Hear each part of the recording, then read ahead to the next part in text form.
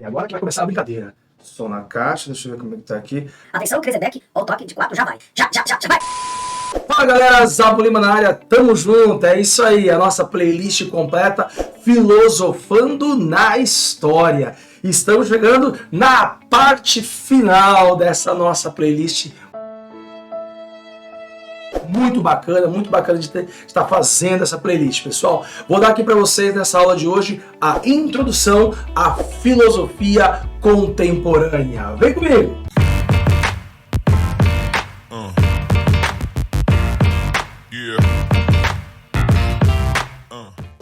Bom, pessoal, é isso mesmo. É importante fazer essa aula de introdução da filosofia contemporânea. Lá quando nós falamos da Idade Moderna, a gente fez o Renascimento, né? O Renascimento filosófico já era essa preparação para a Idade Moderna. A gente não tem um renascimento aqui na fase de transição entre o que seria a filosofia moderna e a filosofia contemporânea, mas a gente tem aqui vários entendimentos históricos para poder então trazer aí, né, os grandes nomes, os caminhos possíveis para se estudar a filosofia contemporânea. Bom, como eu disse para vocês em algumas aulas passadas, pessoal, o tempo histórico, né, obviamente, varia. Então, o tempo histórico da filosofia antiga é bem longo, né? Então você tem bastante fertilidade dentro da filosofia antiga, principalmente o momento greco-romano, o período helenístico muito longo, certo? Mas você tem também ali um longo período chamado de filosofia medieval, que nesta nossa playlist eu acabei me detendo apenas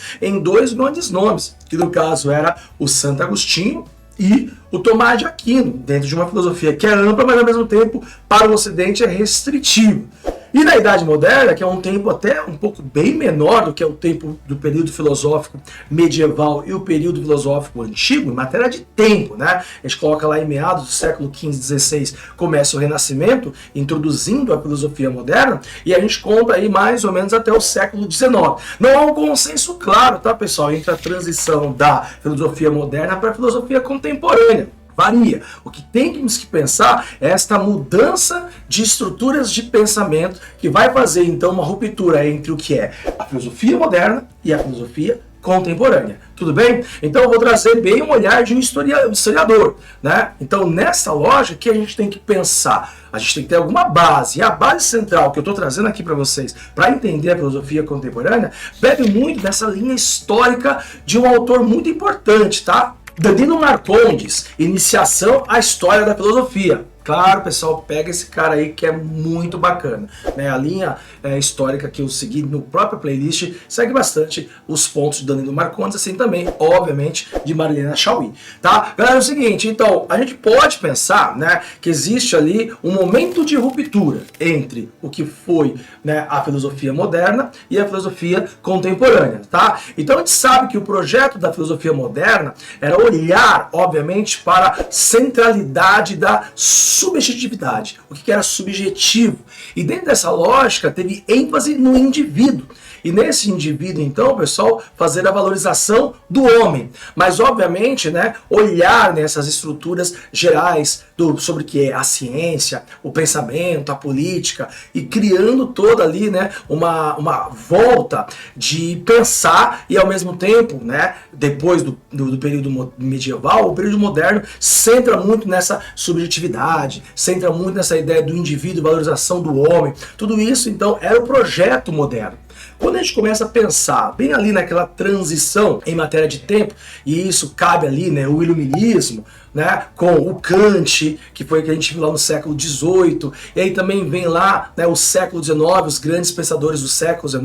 Então não pode seguir esse rompimento da filosofia com aquele olhar totalmente historiográfico, que a Revolução Francesa em 1789 é o início da Idade Contemporânea. Isso é a história. A filosofia tem ali o século XIX, para alguns autores, Danilo Marcondes, então, ele atesta que o século XIX ainda é a filosofia moderna, que o pensamento ele estava calcado ali em alguns aspectos que não estão tão claros na filosofia contemporânea. Dessa maneira, pessoal, o Kant, ele é um moderno, né? O Hegel é um moderno também. Nós vimos o Hegel, o idealismo alemão é, obviamente, aí algo moderno, certo? Você tem esse processo histórico aí que o Hegel traz do pensamento, da estrutura, né, da realidade, tudo tudo isso ainda é um projeto moderno.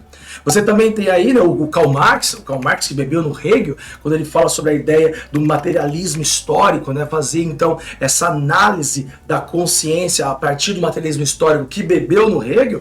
O Marx também é um filósofo moderno, mesmo com as mudanças da Revolução Industrial, de toda aquela transformação, né, a ciência é valorizada ainda no período moderno, e toda essa ideia de o homem como grande construtor da sua história e do pensamento. A gente tem também aí o idealismo alemão, dentro também da linha marxista, como eu já falei, do Karl Marx, mas também de outras linhas, como por exemplo o Schopenhauer, que tem as suas estruturas da realidade bastante clara. Os românticos, eu não dei tanto ênfase nesse curso para os românticos, tá, pessoal? Mas tem também aí os pensadores românticos do século XIX, os filósofos românticos e pensadores românticos, o romantismo na filosofia. O Schelling, né, que é um grande nome do período moderno, que também não foi trabalhado aqui na nossa playlist. Temos o Schopenhauer, como disse para vocês, grande nome ali, né, da modernidade, dentro dessas grandes estruturas da realidade, através de uma subjetividade, né, mas também com ênfase no indivíduo. E a gente tem também o Nietzsche. O Nietzsche, pessoal, foi nossa última aula. O Nietzsche fica naquele limbo, né? Tem historiadores que colocam o Nietzsche já dentro de uma contemporaneidade, tem historiadores que colocam ele ainda no período moderno. Eu sigo a linha aqui do Marcondes, como Nietzsche é visto como ainda um moderno. O Nietzsche pode ser, pessoal, aquele cara que critica até o pensamento moderno. O Nietzsche, ele prepara uma ruptura. Ele é a própria ruptura, você pensar, sem querer ser.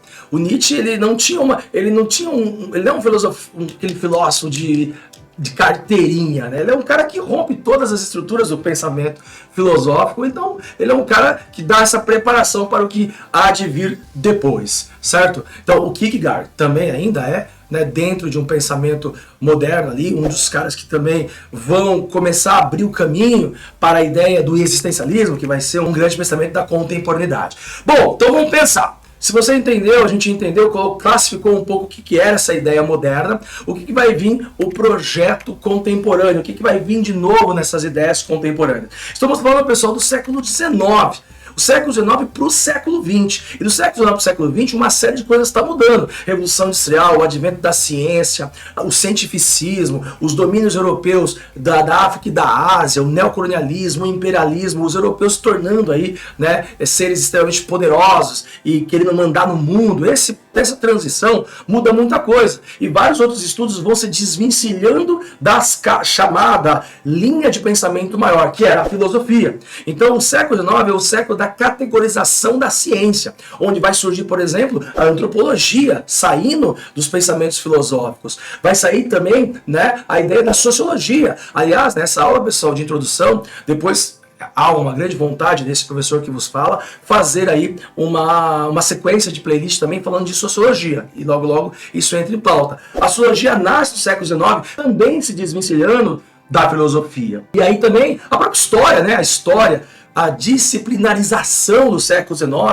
muito em pauta por um grande nome aí, que é um grande nome conhecido como o pai fundador da sociologia, que é aí o Auguste Comte, esse positivismo, esse cientificismo que separa e classifica as coisas. No século XIX, várias rupturas com a filosofia.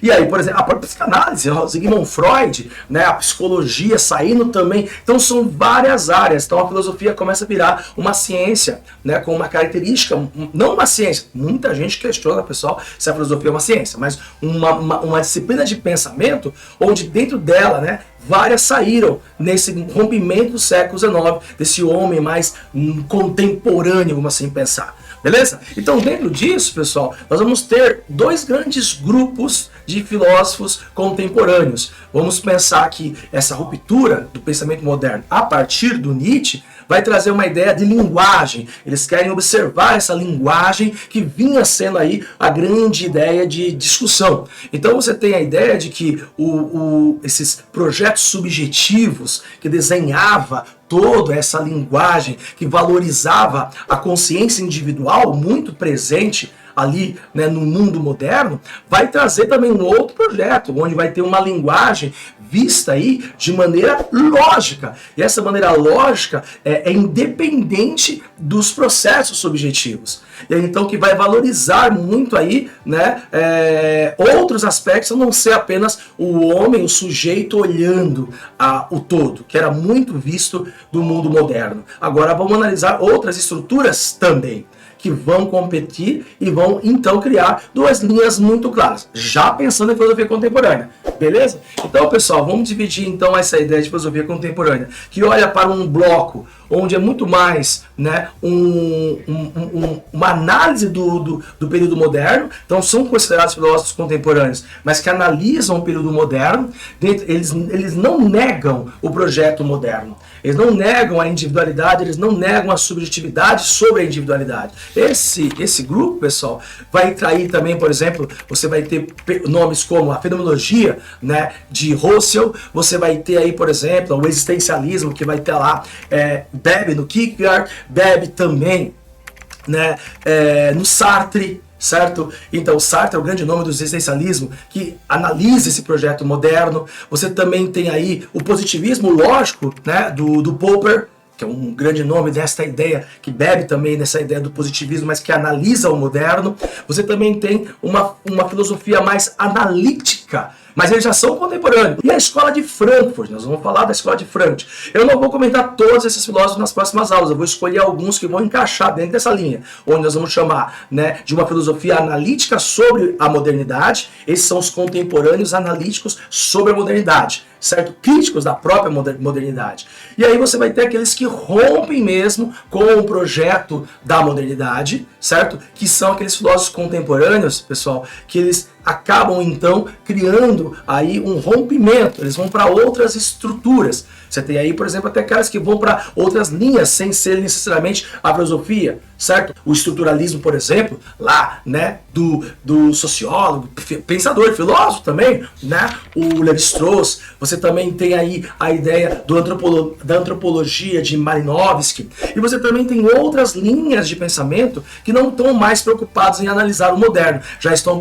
preocupados em analisar aquilo que está sendo vivido no contemporâneo. Aí você tem Hannah Arendt, por exemplo, que vai falar sobre as origens do totalitarismo. Teremos aula sobre Hannah Arendt. Você tem também aí, pessoal, você tem o Heidegger. O Heidegger é interessantíssimo, né? O cara que traz aí, né, o ser no mundo, que vai dar as bases de um existencialismo, mas não um existencialismo analítico, um existencialismo de propriedade, de falar sobre si dentro desse mundo. O ser no mundo do Heidegger é uma grande ideia do mundo contemporâneo. Você também tem aí, pessoal, a ideia, né, do Wittgenstein. Wittgenstein surge estudar a linguagem, pessoal, as palavras como coisas de representatividade, muito interessante. Então tá rompendo com o projeto moderno, tá trazendo outras ideias, mas são os contemporâneos desse período aí, principalmente do século XX, tá? O Richard Hurley, ou Richard Hort, assim a galera fala, esse chamado neopragmatismo, são filósofos contemporâneos natos, só que rompem com o projeto de análise da modernidade, beleza? E aí, obviamente, que surgem outros termos, né? Nessa filosofia mais contemporânea possível, vai surgir um grupo que nós vamos chamar de pós-modernos, beleza? Esses pós-modernos, pessoal, alguns falam que a data vai entre os anos 60, depois da Segunda Guerra Mundial, mas sobretudo depois da Guerra Fria, nos anos 90, surgem então essas ideias de que são os pós-modernos. Esses rompem completamente com as ideias da modernidade, tá? Eles vão trazer assim muitos aspectos da história. Nós estamos falando período da Guerra Fria, pós-Guerra Fria, período da Segunda Guerra, pós-Segunda Guerra. Eles vão trazer outras discussões que não vão romper com essas grandes estruturas que os caras então trabalhavam. Olha a Hannah Arendt lá, mesmo ela rompendo com os modernos, ela trabalha sobre a ideia de totalitarismo, entender o sistema político, entende? Essa galera pós-moderna vão trazer outras questões que vão se misturar muito com a sociedade, com a política, política, vão trazer aí, pessoal, teorias que vão beber muito no culturalismo, certo? Na história, é a bioética, é a antropologia. Você vai ter então aí vários caras que vão romper mesmo, né, com aquele projeto ali contemporâneo ou analisar o moderno, romper com o moderno. Mas os filósofos pós-modernos, eles vão trazer outros efeitos aí, vão olhar o indivíduo, vão olhar a cultura, vão olhar a própria história. Você tem aí, por exemplo, Francis Fukuyama, que fala do fim da história, o que será depois do fim da Guerra Fria, que abre muitos pressupostos para discutir esse mundo nosso bem contemporâneo. Tem bioética, a galera falando sobre ética, a questão da inteligência artificial atualíssimo, né? A questão da robótica, são outras discussões que a filosofia traz, aproveitando muito o processo histórico. É a globalização, é as conexões com o mundo. Então essa é a filosofia mais contemporânea, que nós chamamos de filosofia aí, obviamente, pós-moderna, tá? Temos nomes, por exemplo, como eu falei, né? O Francis Fukuyama, temos o Giddens. O Giddens, pessoal, é um dos grandes nomes aí, né? Fala sobre essa ideia das práticas sociais, né? Tá bem na sociologia, mas também é a filosofia, né? A teoria da estruturação aí que ele traz é muito importante, né? Nós temos o Lyotard, temos o Harvey, né? O Berman e o Bauman. Olha só, sociólogo Bauman, mas também filósofo que fala sobre a ideia da sociedade líquida, a liquidez do mundo atual, né? E Michel Foucault. Nós teremos obviamente uma aula sobre Michel Foucault, que é um historiador, ao mesmo tempo filósofo da cultura, traz aí a ideia sobre os poderes, um texto muito importante, a microfísica do poder, a história da loucura. Ele também fala sobre vigiar e punir. É um filósofo e historiador bem diferente, que vale muito a pena, é muito cobrado aí nos vestibulares. Então, eu vou seguir essa sequência de introdução, pontuando alguns filósofos, tanto da linha analítica, quanto da linha que rompe com os analíticos lá na transição do século XIX para o século XX. Eu vou trazer também alguns nomes dos pós-modernos, para a gente desenhar esse reta final do curso, os chamados filósofos contemporâneos. E já abrindo, obviamente, para a gente uma possível continuidade, falando sobre os grandes nomes e as grandes teorias da sociologia. Beleza, pessoal? Então essa introdução ao pensamento contemporâneo filosófico é muito importante, não perca. Se você gostou desse vídeo, clica, compartilha, ativa o sininho para receber as notificações. Vem comigo, Filosofando na História, playlist completa, Filosofia Contemporânea. Valeu, tchau, tchau!